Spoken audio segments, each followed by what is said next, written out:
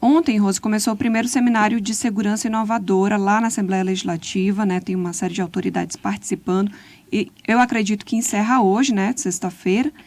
E eu queria saber quais os desdobramentos, quais os bastidores desse evento que é tão importante aqui, considerando a situação atual da segurança no Amazonas.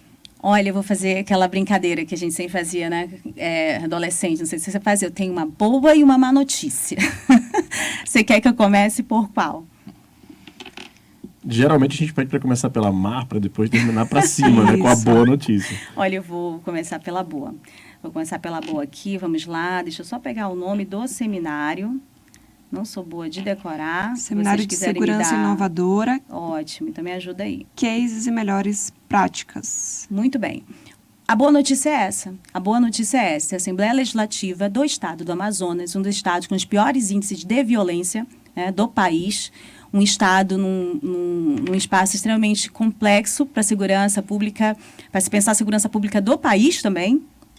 Então, esta Assembleia, que tem não sei que pauta, né, que a gente tem trazido aqui com frequência, essa crítica em relação à Assembleia, e não é para o mal dos deputados, é porque se eles quando eles têm uma pauta, é para o bem deles, é para o bem do Estado, ao menos um verniz de pauta, isso é bom. Então, esse é o lado bom. Esta Assembleia realizou uma audiência para falar sobre segurança pública, e eu acho que isso merece aplauso. Se tivesse assim essa vinhetinha aí, vamos aplaudir essa iniciativa. Isso é muito importante, porque, via de regra, os debates principais do Estado não estão passando pela Assembleia Legislativa, né? O que passa pela Assembleia Legislativa são pautas, muitas vezes, de colocar aquela coisa pessoal, né? Pessoal de promoção pessoal dos parlamentares. Essa é a palavra que estava me fugindo aqui. Então, isso é positivo, iniciativa do deputado estadual Dan Câmara, né? Que é coronel da Polícia Militar também. Esse é um dado. Agora, a notícia ruim é que ela foi debatida com dados e falas, né? E exemplos que estão a quilômetros, mas a quilômetros de distância dos problemas e a realidade do Estado do Amazonas.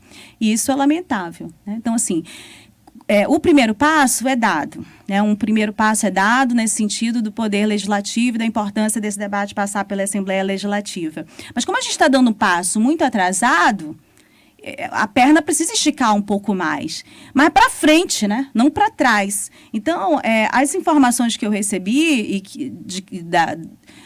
do acompanhamento do debate de ontem, o que mais foi estarrecedor foi a participação do secretário de Estado de Justiça e Segurança Pública de Minas Gerais, Rogério Greco.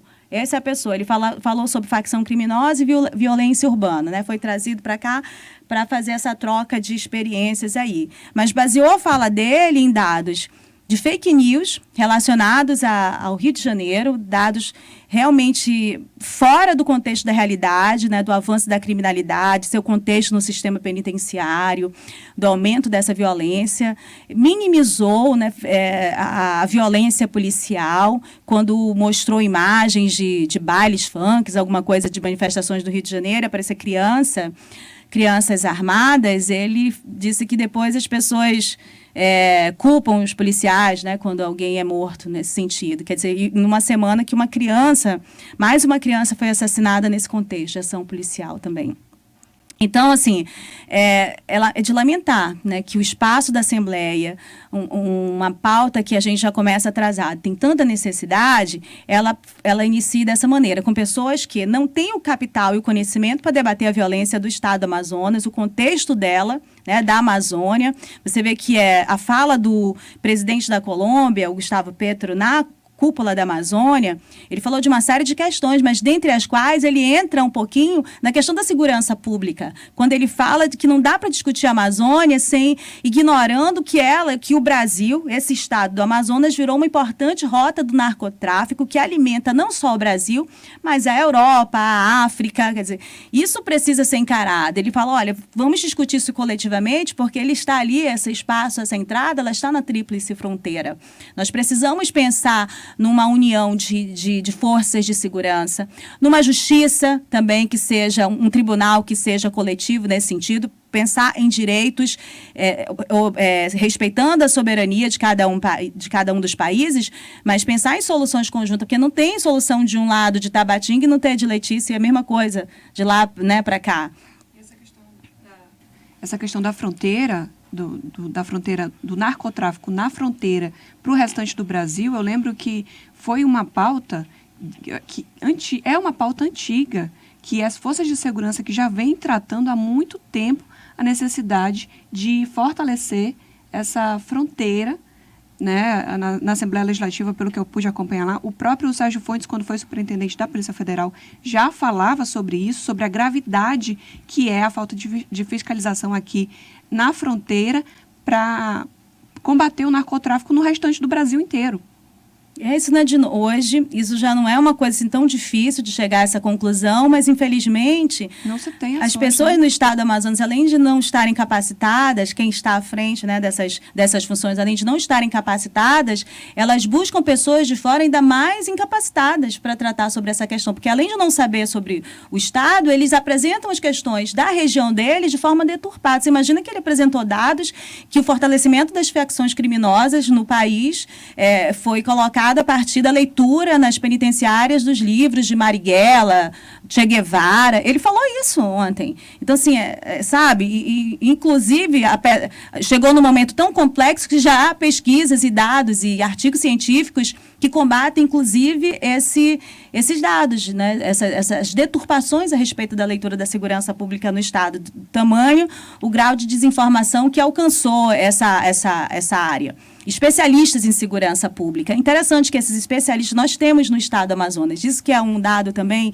ontem, em outros ambientes, eu sempre tenho ouvido assim, algumas coisas na nossa área de jornalismo, né? Assim, que quando eles querem elogiar a gente, eles falam que a gente está fazendo um jornalismo de qualidade comparável ao Sul e ao Sudeste. Eu acho muito interessante isso, porque eu tenho amigos, né, de todas as regiões, jornalistas, e não é esse o parâmetro.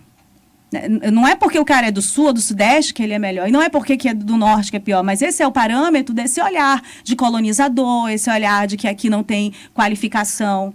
E muito pelo contrário, a gente tem um critério de seleção de fontes aqui muito alto. Então, você traz no Exclusiva pessoas altamente habilitadas. O Fórum de Segurança Pública, o Nacional, quando ele é composto de diagnóstico, a reprodução dos dados, os artigos, eles são feitos a partir de especialistas aqui do estado do Amazonas. A gente cita com frequência o professor Fábio Candotti, que nós trazemos aqui ele com frequência, um pesquisador da Universidade Federal do Amazonas. Eu ouço com frequência o professor Pedro Raposo, lá de Tabatinga, da UEA, da Universidade do Estado do Amazonas. Infelizmente, não consegui trazer ele presencial aqui, que a agenda dele é enorme. Quando ele vem aqui em Manaus, ele não consegue estar presente. Mas há vários outros especialistas tratando sobre feminicídio, sobre a questão do narcotráfico, sobre facção. Agora, olha, é de se espantar. O professor Fábio Candotti, eu consegui conferir, ele estava na mesa ontem, representando, ele foi convidado pelo reitor da UFAM. Porque o reitor foi convidado para fazer figura, provavelmente, lá na mesa, porque não tinha espaço de fala, então o professor Fábio vai representando o reitor da UFAM, mas não é convidado a falar. Ficou lá calado, assim. Eu acho isso até grave, assim, para a UFAM, instituição. É mais uma crítica. Qualquer dia desse a gente fala a lamentável posição institucional da Universidade Federal do Amazonas. Na UFAM, se fosse alguém da UFAM como instituição, não aceitaria participar de uma mesa como essa ou qualquer outra para fazer média, para fazer número. A universidade tem que ser uma das principais vozes, deveria ser uma das principais vozes a falar em ambientes como esse, né?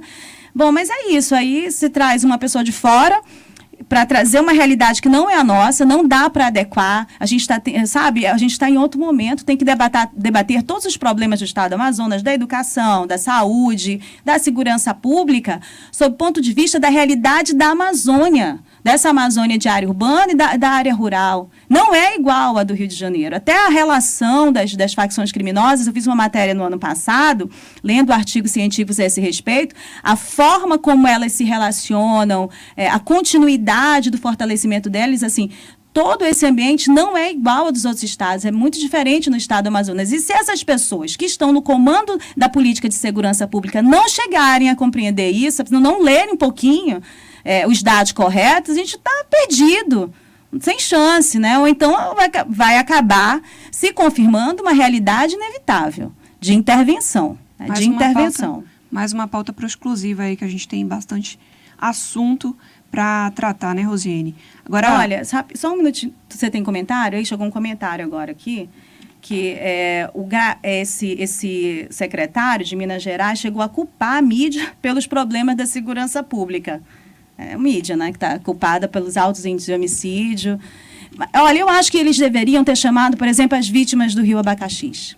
Sabe, há 2 semanas, antes de ir para Belém, teve um debate, um fórum lá na Universidade Federal do Amazonas, ouvindo as vítimas do Rio Abacaxis. É de dar pena, sabe, é uma coisa terrível, porque eles, coitados, estavam de óculos escuros e máscara, com a ideia de que estavam em segurança, né? Não, é muito fácil de identificar essas pessoas, mas com a coragem de pedir socorro. E o mais impressionante para mim é que no dia que eu fui, no segundo dia, havia um delegado da Polícia Federal que foi colocado lá, ele iniciou as investigações, já não é mais o delegado responsável pelo caso, e as vítimas lá, além de ele dar esclarecimento sobre o momento atual da investigação, as vítimas relatando ameaças, que o território indígena ainda está sendo sobrevoado por drones. A Força Nacional foi para lá, mas não vai para o território indígena, foi para a cidade. E o quanto problemas e ameaças continuam naquele espaço, né? Assim, e eles dizendo, olha, a gente está se sentindo ameaçado. E o que o delegado federal disse para ele? Procure ONGs. Ele falou assim de uma forma, o tom de voz dele não era de ironia, não. Ele falou assim, sabe como quem está dando um conselho, querido? Queria te ajudar. Olha, você pode protocolizar isso no ONGs. Mas eu achei um absurdo. Porque esse caminho é o que as populações tradicionais já conhecem. Mas estava lá alguém que representa uma instituição.